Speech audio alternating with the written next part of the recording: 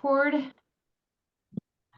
All right, so we're on chapter 13, and we just a quick review.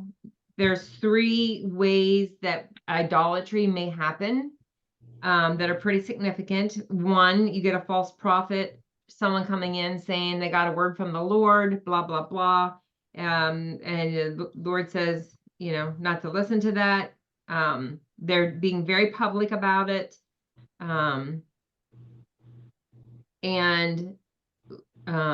need to make sure that things line up with the word. The second one was your family, which is very private. It's secret. It's based on the intimacy of your relationship and your love for your family. And you got to be really careful, because this is literally like people you love that you may have to cut ties with because they'll mislead you. So we need to be careful there. And then false teachers.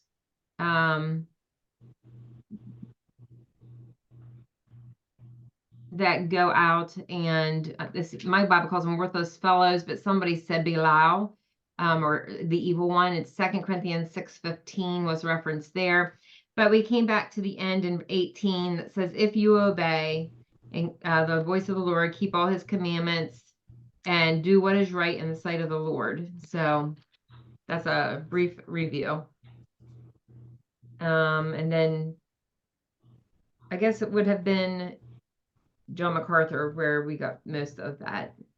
So now we are in Warren Wiersbe chapter or verse 6 through 11.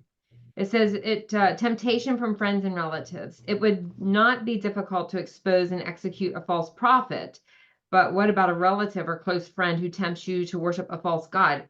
And what if the temptation is secret and the worship of the idol is also secret? As long as you maintained your public image as a worshiper of Jehovah, you might get away with being a secret Baal worshiper. But to this suggestion, Moses gave a resounding no. Even if man's own wife enticed him to worship idols, like King Solomon comes to mind in 1 Kings 11, the husband was not to shield her, but was to take her to the authorities and even participate in her execution. The Jews were to love the Lord their God even more than they loved their own mates or family. Jesus laid down a similar condition in Luke 14:25 through 27. Moses taught this kind of capital sentence would put the fear of the Lord into Moses taught that this capital sentence would put the fear of the Lord into the rest of the nation, and they would think twice before turning to idols. I think I might have read some of this yesterday already. The lesson for the church is this: those who are sinning rebuke in the presence of all, that the rest also may fear. Those who are sinning rebuke in the presence of all. Oh, okay. So if someone is sinning, we are to rebuke them publicly, so the rest may also fear. 1 Timothy 5:20.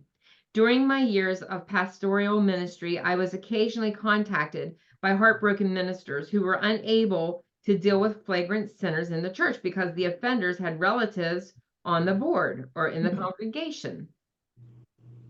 How sad it is when the testimony of a church is totally destroyed because of people who put their family ahead of God and his word.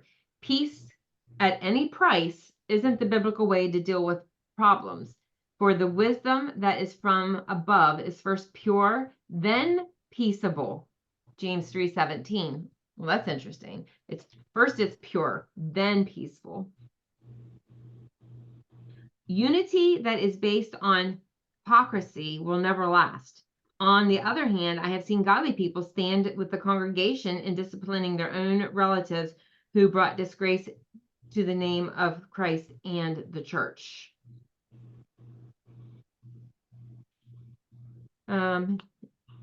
Okay, now my next section is 12 through 18. Do you guys need anything repeated there? Okay. You shall not follow a crowd to do evil. Exodus 23:2.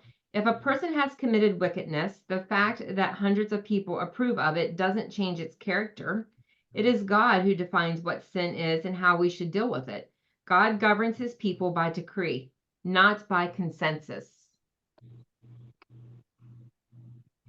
Why Stan will never take a vote in church. These churches that vote on things. God governs his people by decree, not by consensus. How could an entire town in Israel turn away from the Lord and start worshiping false gods? By failing to deal with the first persons in the town who turned to false gods. The leaders didn't obey God's law and purge the evil from the town.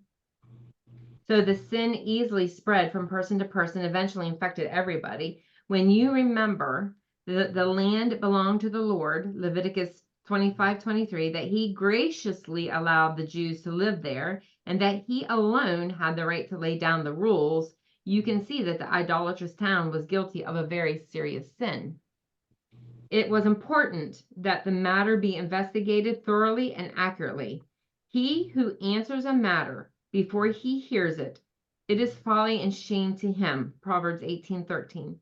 If the accusation was found to be true, the wealth and possessions of the people were to be burned in the town square as a burnt offering to the Lord. The people were to be slain, and the city itself was to be destroyed, and nothing was to be salvaged from it. It was to be left a heap, which is the translation of the Hebrew word tel, T-E-L, which is a mound composed of layers of ruins. The heap of ruins would be a constant witness to warn the Jews not to worship idols.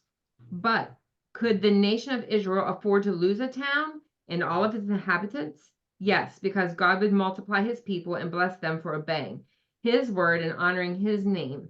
Why not rebuild the town and start all over? Because God said it was to remain a heap of ruins forever and never be rebuilt. Human calculation would say that this was a great loss, but divine wisdom says it's great gain. For a festering sore had to be removed from the nation. Unfortunately, Israel did not obey these laws, and idolatry multiplied in the nation during the reign of Solomon. If you remember, he married his wives, and then idols came in through his wives.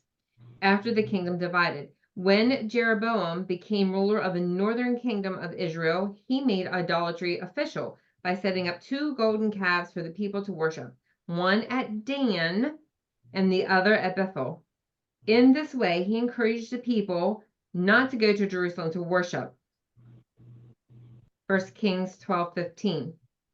If you remember when we were on Isaiah, Jeroboam was at the north and Rehoboam was at the bottom, and he was afraid that if the northern kingdom went to worship at the southern kingdom, that they would stay down there and hang out with the other king. So it was like a jealousy thing. Because of their idolatry, Israel fell to Syria in 722 BC.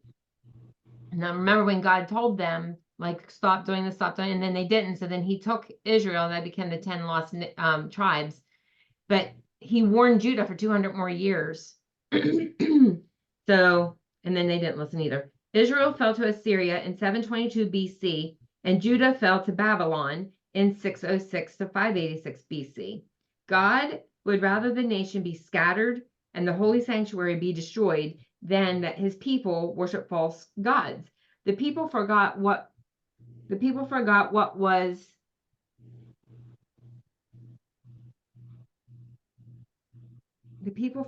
that it was the Lord Jehovah who delivered them from Egypt and gave them their land.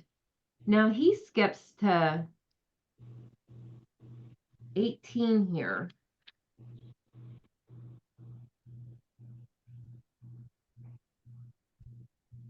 Yeah, then he goes back to 14 about 2 pages later. Can you repeat where Israel fell to Syria when? Yes. So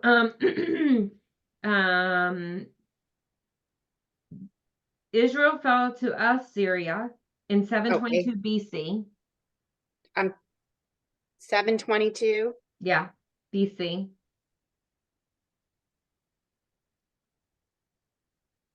And the other one was? Judah fell to Babylon in 606 to 586. 606 to 586. Okay, thank you. And if I remember correctly, didn't Babylon during that time conquered Assyria.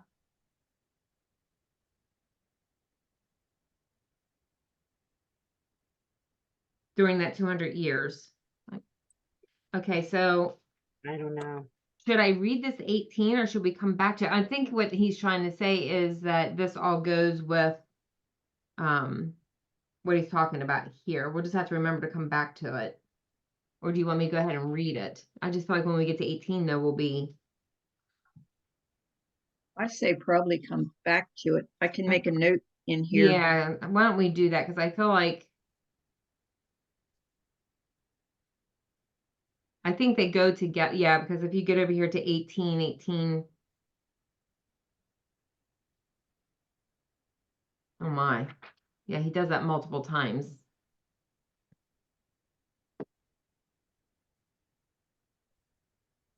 I'm going to make a note in my book to go back to that page. Okay, thank you. And then you just have to make sure you're here that day. Um, okay. Who has Tony? I know Mom does. I do. You want to read Tony then? Is he short or longer? I don't know.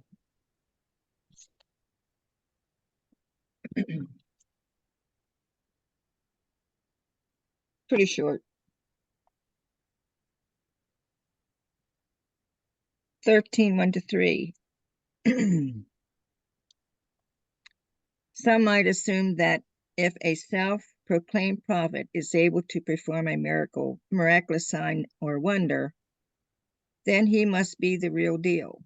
But Satan and his followers have performed and will perform false miracles in order to lead people astray.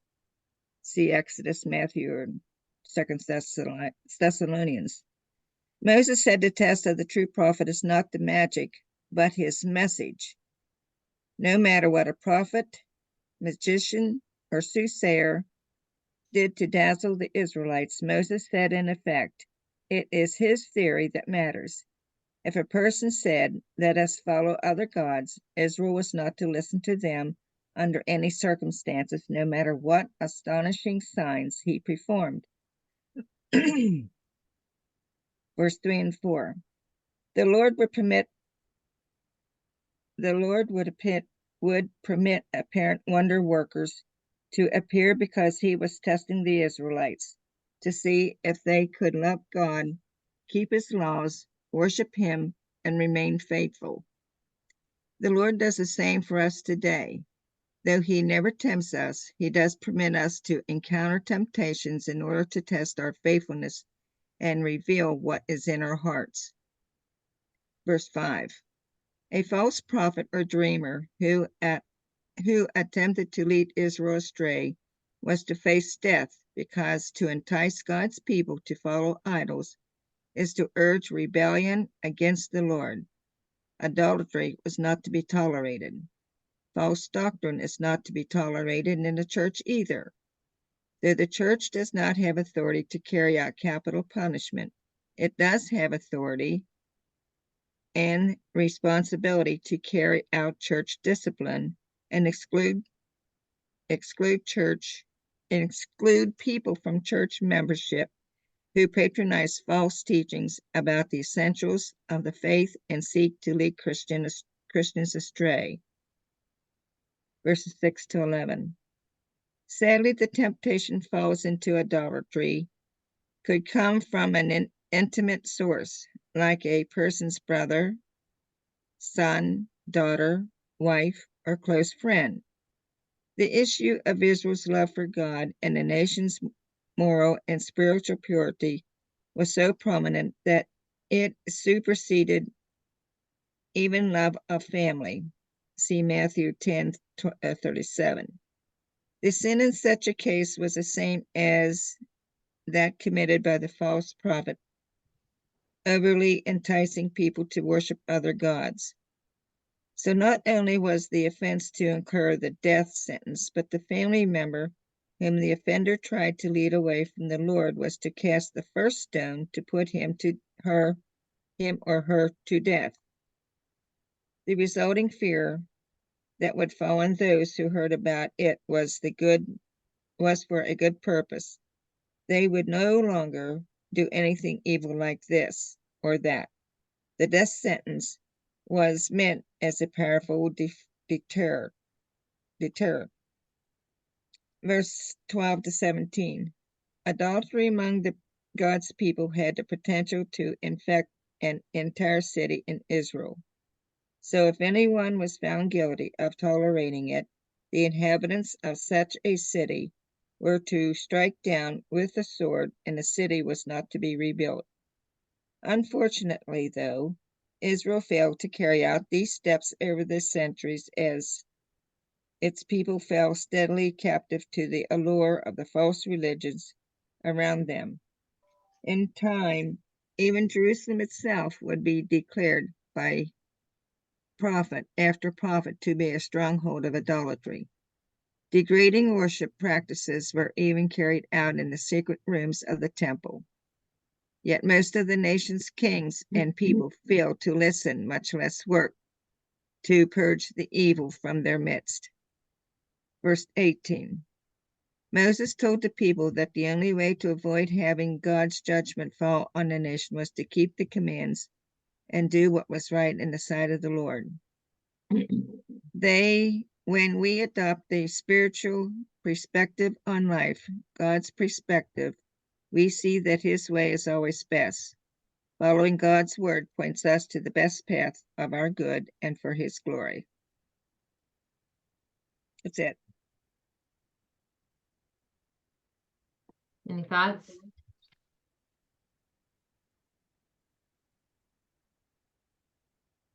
I love when it said peace at any price isn't the biblical way to deal with problems, for wisdom that comes from above is first pure and then peaceable.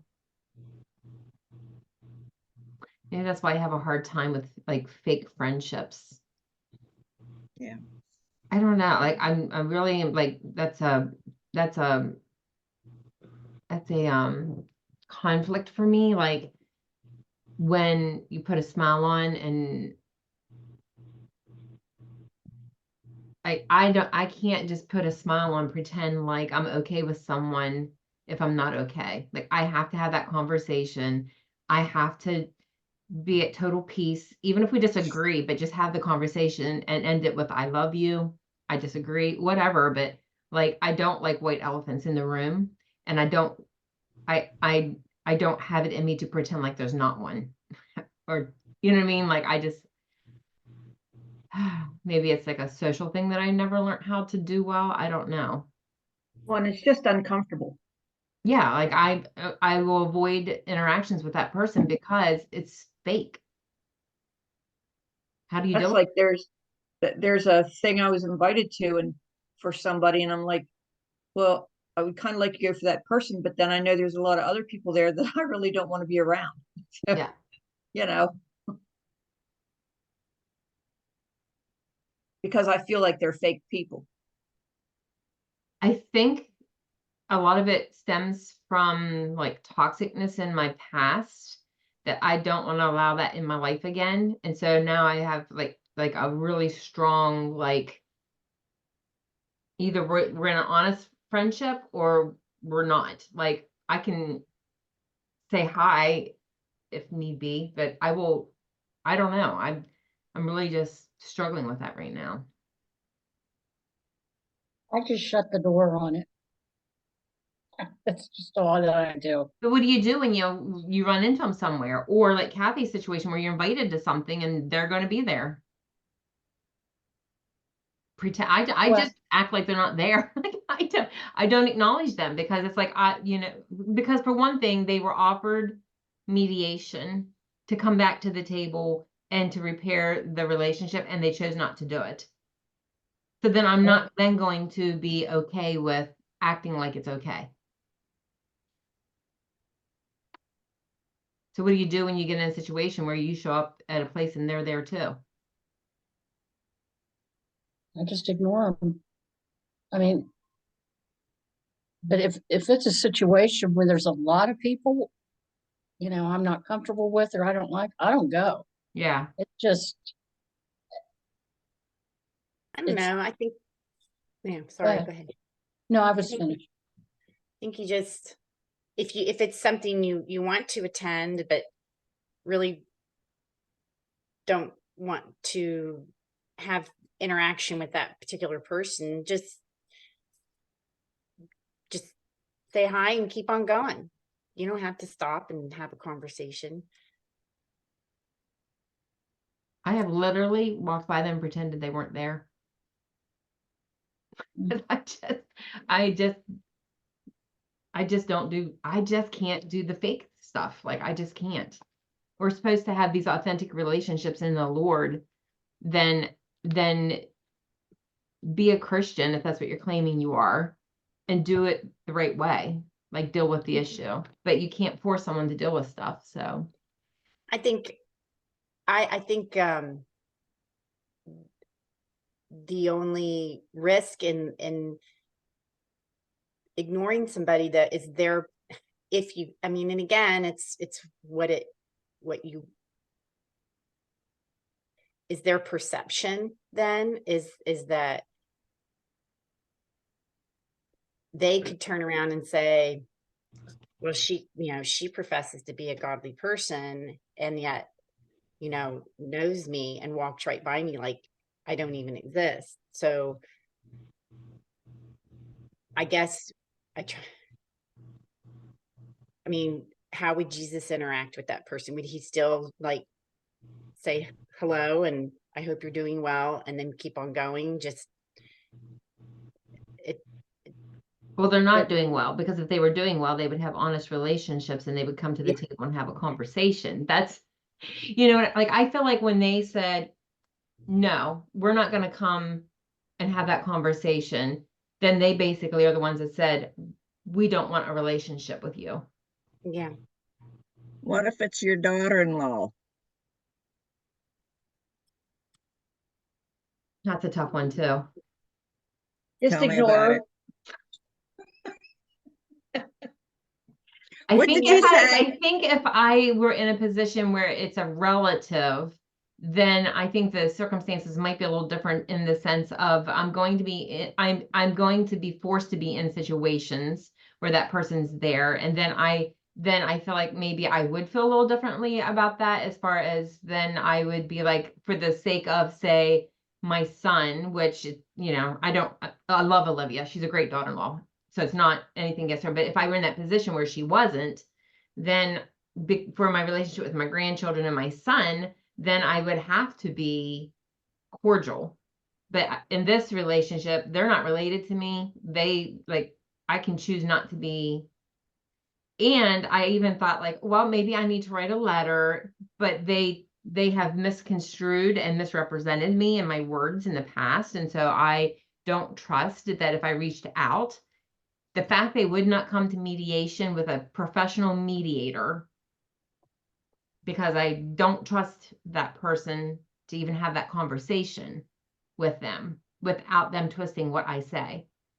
So maybe that's part of it too, is that to even have a conversation with them is like really dangerous.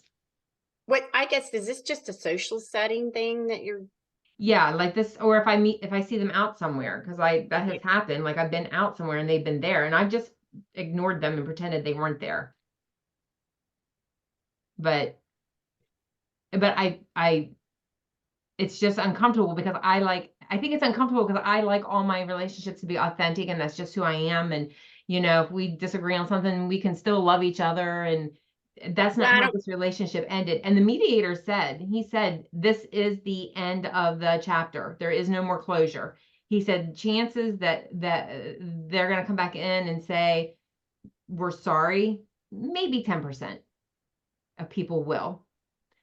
I guess my thought is, like, it's not my nature to ignore anybody. Like, that makes me uncomfortable to ignore anybody. And even if it's somebody I have had a disagreement with, or we've parted ways, I'll still be cordial. I'll just still, hi. And that's as far as it goes. Not that and I agree with you though, because you wouldn't want to be on a one-on-one without somebody there that can hear what's being said. And I think it is their wounds and their luggage that they interpret things a certain way. Like I'm not like I think it's how they do life, and there's a lot of if they become a vulnerable person, then there's going to be a whole list of stuff that spills out that they have to deal with, and so they just don't deal with anything. And I feel like I'm choosing not to be a part of that. Right. Well, she hasn't been to family gathering for 25 years. And there are times on very rare occasions that if I'm out, I happen to see her before she sees me. I do not acknowledge her. But she puts my son through hell. I know that. Have you ever had a conversation with her? Because I think if you've never had a conversation and said, this is how I feel, that's one Yes, thing. at But I think times if you've had the conversation and they've chosen to continue and don't care, then I have, it's been a long time, but she has issues. And until she accepts the fact that she has issues, she's not going to get help. Because I know a pastor that tried to help them and she said, I don't need it. It's everybody else and not me. So we just sort of stay our distance. I don't like it. That's one thing that had the two daughters that I am estranged, and that's the one I'm going to go see in August. I want to get to know her. I love them from afar. mhm. It's hard. Yep. So this peace at any price, it's like, Yeah. Yeah. but Will also, is your son able to come to family functions even though she Yes. doesn't? He Yes. comes by himself. He does. It used to be he'd come very shortly, and now he comes and he stays and stays and stays. And I appreciate that. Yeah. But it's just like a broken circle. But we can't do nothing about it. And I pray for her. Although I say, Lord, I don't know what to pray for you. all right, any thoughts on 13? My 14 breaks at 21. Yeah, mine too. Yeah, mine too. Do we want to read then just through 21? Sure.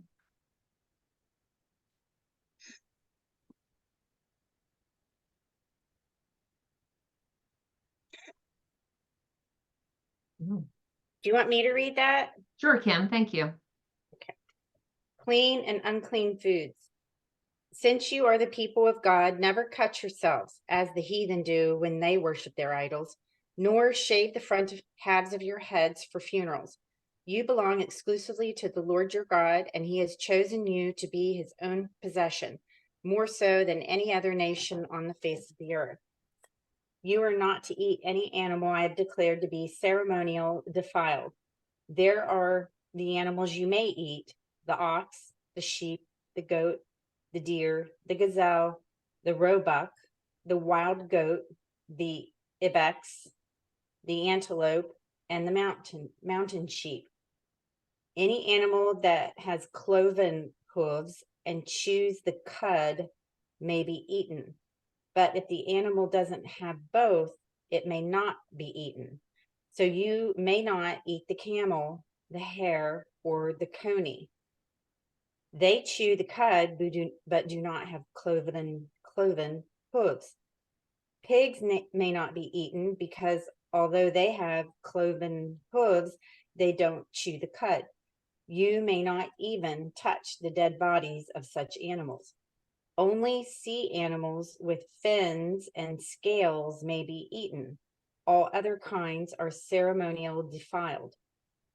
You may eat any bird except the following: the eagle, the vulture, the osprey, the buzzard, the falcon, any variety, the raven, any variety, the ostrich, the nighthawk, the seagull, the hawk, any variety, the screech owl, the great owl, the horned owl, the pelican, the vulture, the cormorant, the stork, the heron, any variety, the hoopoe, the bat. With certain exceptions, insects are a defilement to you and may not be eaten. Don't eat anything that has died a natural death. However, a foreigner among you may eat it. You may give it or sell it to him, but don't eat it yourself, for you are holy to the Lord your God. You must not boil a young goat in its mother's milk. Well, that's an interesting ending.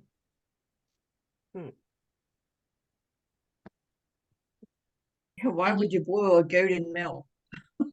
Must have been the way they made it, but it's kind of sad thinking. They named the vulture twice. A lot of them are scavengers. Mhm. That carry-on, I remember that one witch, when she was given her testimony, said about the carry-on birds. She had a vision of the carry-on birds coming in and eating her father's. I think they were also the ones in Armageddon that we talked about. A carry-on. I think it's 17. Said the tawny owl, the carry-on vulture, and the cormorant. Oh, okay. Cormorant. All right, Cindy, whenever you're ready, if you would like to do John. Okay.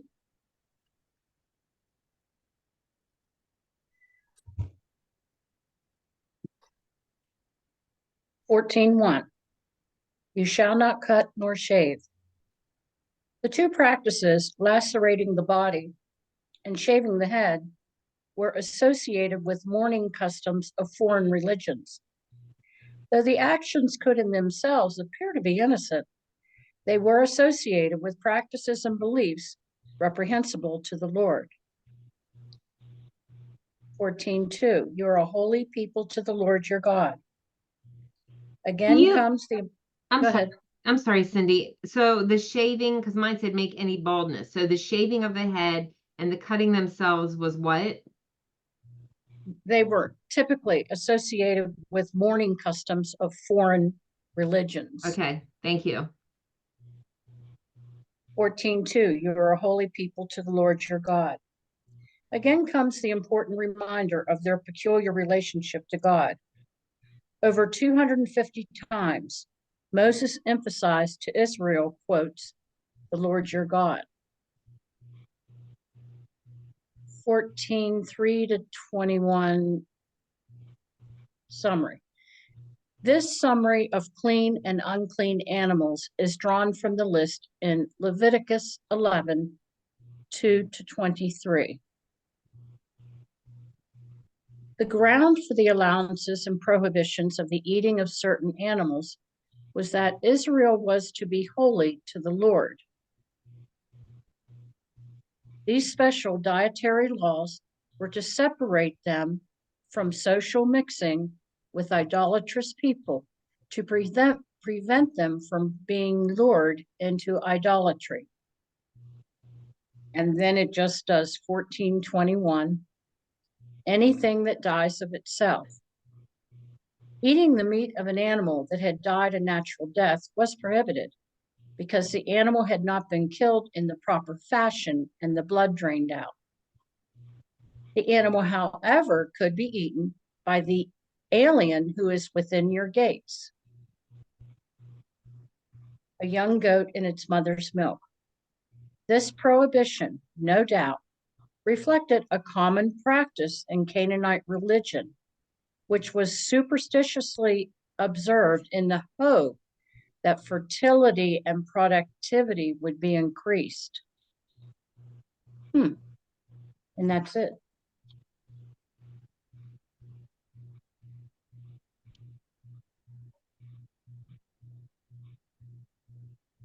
Do you want to do Worsby, Kathy? Yeah, there was a reference there. I'm gonna look up in Exodus, right where Cindy was reading about that milk thing. Yeah. I want to see what it says.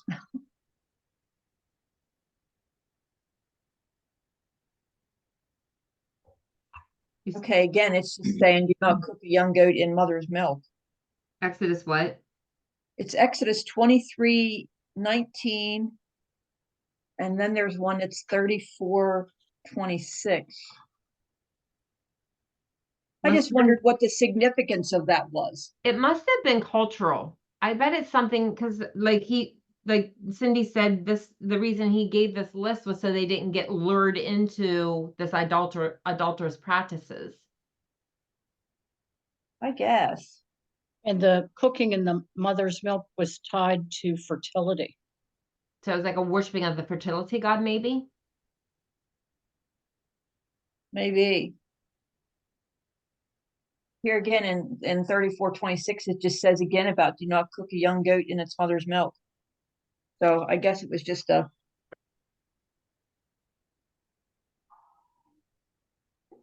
okay.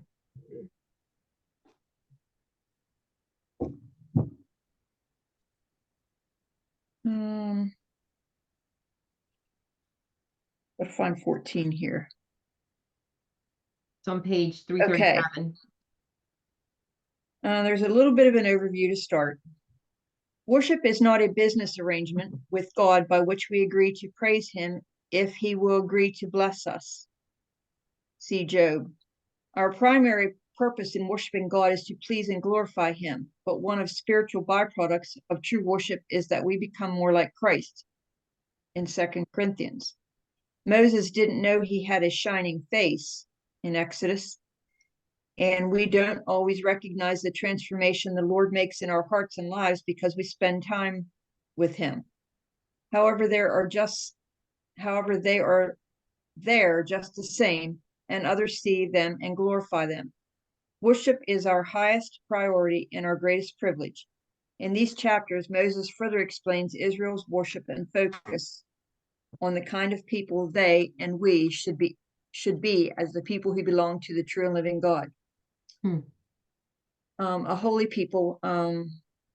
This covers 1 to 21. We must never take for granted that we are the children of the Lord our God, and a holy people to the Lord our God.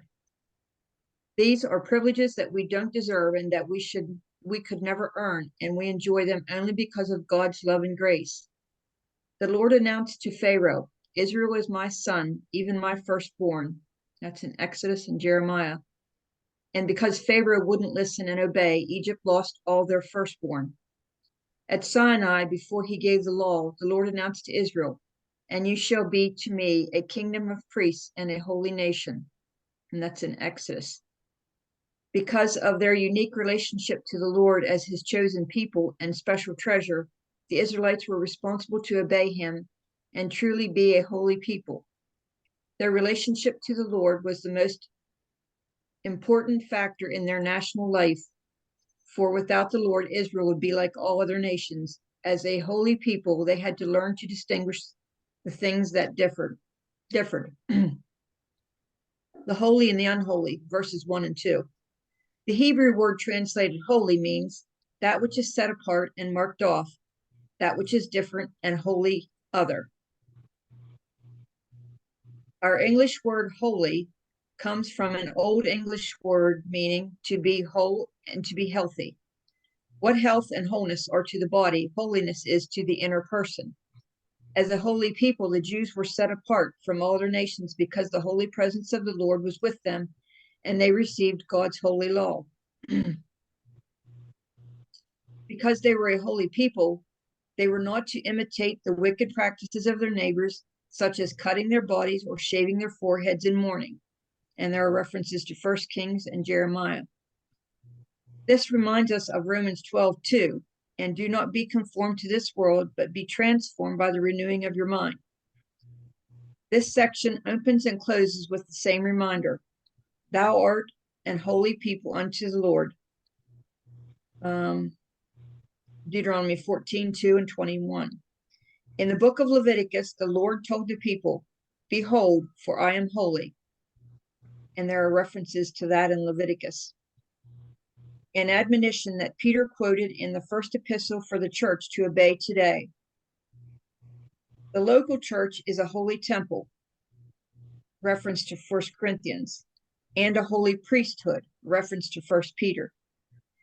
And therefore believers should separate themselves from the defilement of the world and seek to perfect holiness in the fear of God, and a reference to 2 Corinthians. It's depressing to read statistical surveys and discover that when it comes to morality, professed Christians don't believe or live much differently from unconverted people. And yet God's people are supposed to be set apart, marked off different, so we can advertise the glorious virtues of the Lord, a reference to 1 Peter. The clean and the unclean, verses 3 to 21. The people of Israel were to demonstrate the difference even by what they ate. We've already seen that the Jews were not permitted to eat meat with blood in it. That was in chapter 12. And now Moses reminded them of the creatures they were permitted to eat. And there's a reference to Leviticus. You can see that also. The distinction between clean and unclean sacrifices was known in the days of Noah in Genesis, and therefore must be told to our first parents when God taught them to worship. In the Jewish law, the words clean and unclean have nothing to do with the intrinsic nature or value of the creatures themselves. This was a designation given by the Lord for reasons not always explained. Some students believe that the Jews enjoyed better health because they avoided certain foods. Do you want me to read that? Yeah, if you have it. God promised that if the people obeyed him, he would keep them from them diseases they had seen in Egypt. So perhaps the diet was related to this promise. Common sense tells us that if people have allergies and become ill from eating certain foods, they ought to avoid them. But to find hidden mystical meanings in the cloven hooves, chewing the cud, fins and scales, and other distinctives in this list is to get more out of the text than the Holy Spirit put into it.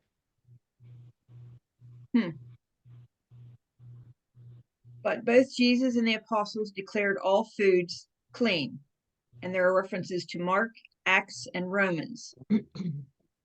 The so-called healthful foods as well as the unhealthful. Fasting is an accepted spiritual discipline when connected with prayer, but food does not commend us to God, for neither if we eat are we better, nor if we do not eat are we better. And there's a reference to 1 Corinthians. Believers who think they're more spiritual than others because of what they eat or don't eat need to ponder Colossians 2:16 to 23. It's likely that God declared some creatures unclean as a means of teaching his people to exercise discernment and to behave like a holy people in the everyday activities of life, such as eating. Here again, obedience comes in.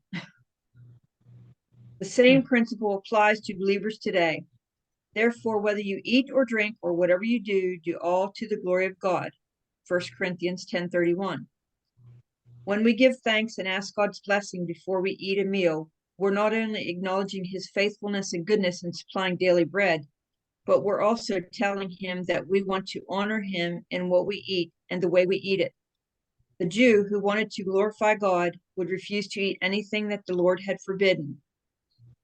Another factor in the dietary laws may have been that the prohibited creatures were in some way associated with the pagan worship that Israel was to avoid. The admonition about boiling a kid in its mother's milk, and there are references to Deuteronomy and Exodus, may fall into that category. Some scholars think this was a pagan fertility rite and that the milk was sprinkled on the fields to encourage bountiful crops, but we have no archaeological evidence to back up this interpretation. We do know that this strange law explains why Orthodox Jews do not have milk and meat together at a meal. Oh, this is true, because when you're in Israel, there are certain days you can have dairy products and you're allowed to have fish, and other days you can only have, they don't have dairy with meat.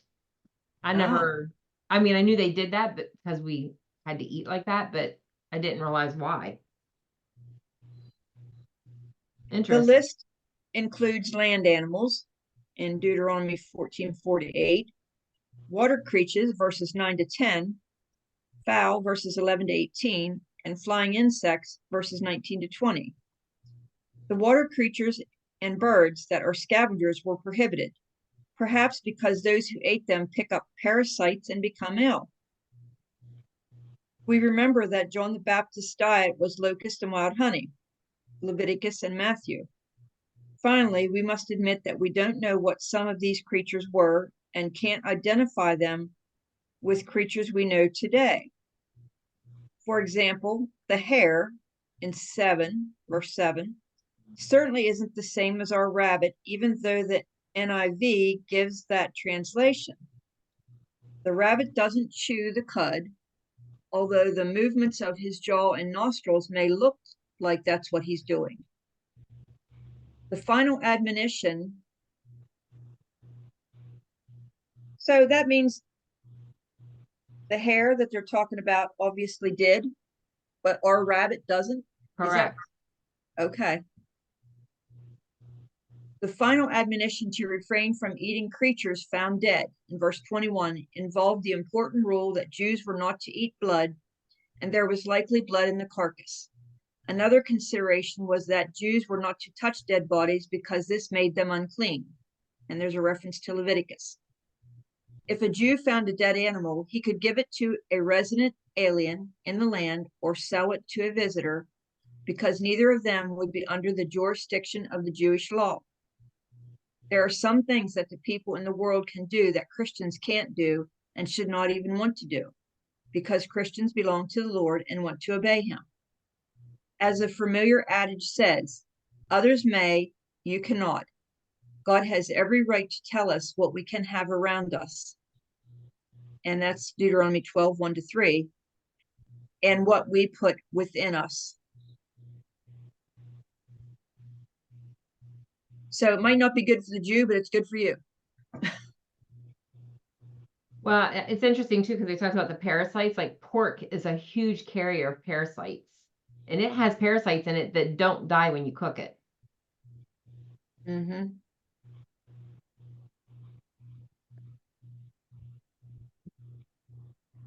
That is the end for up to 21.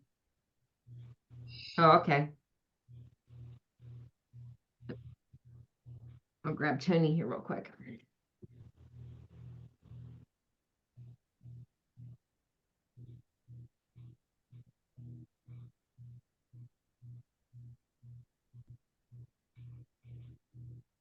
Oh, it'll be quick. All right.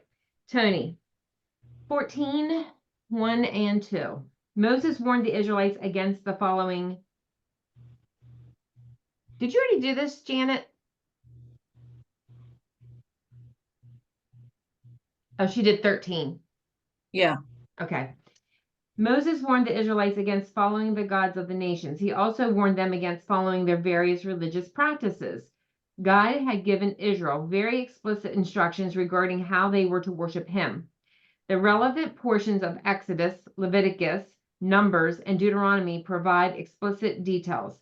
Therefore, an Israelite had no excuse if he chose to depart from God's way and engage in unapproved spiritual activities. The Lord prohibited Israel from practicing the mourning rituals of the nations. They were not to cut themselves or to make a bald spot on their head on behalf of the dead. Such customs were banned because they were part of the Canaanite religion and thus unfit for God's holy people. 3 through 21. A major day-to-day aspect of Israel's covenant with God involved keeping the nation's food laws. Why God permitted some foods and prohibited others has been long debated. Some say God gave these lists of prohibited animals out of concern for the Israelites' health. They point out, for example, that pigs carry diseases and that vultures feed on rotting flesh. This is a popular argument, but Scripture does not give health concerns as justification for prohibition.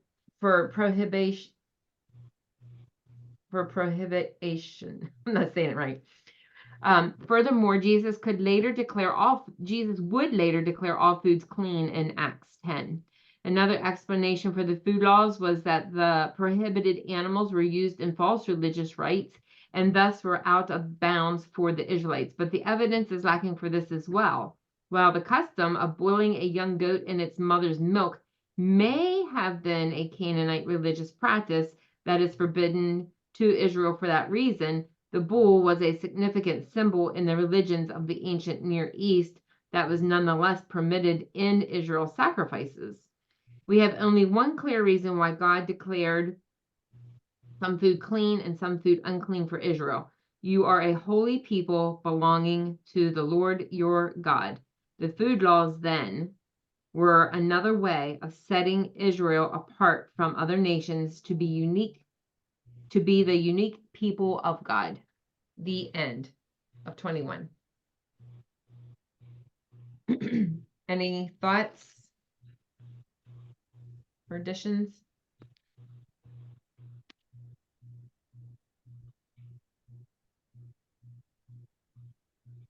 All Well, right. even though at some point where it was said that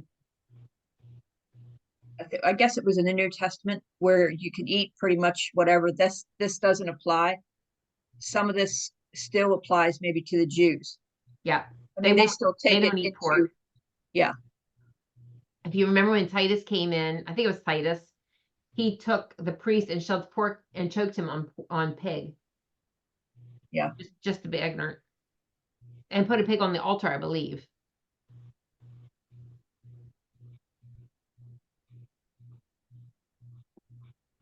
All right. This concludes the reading of God's word for today, and we will be back at it tomorrow, chapter 14, verse 22. Mine says tithes on it.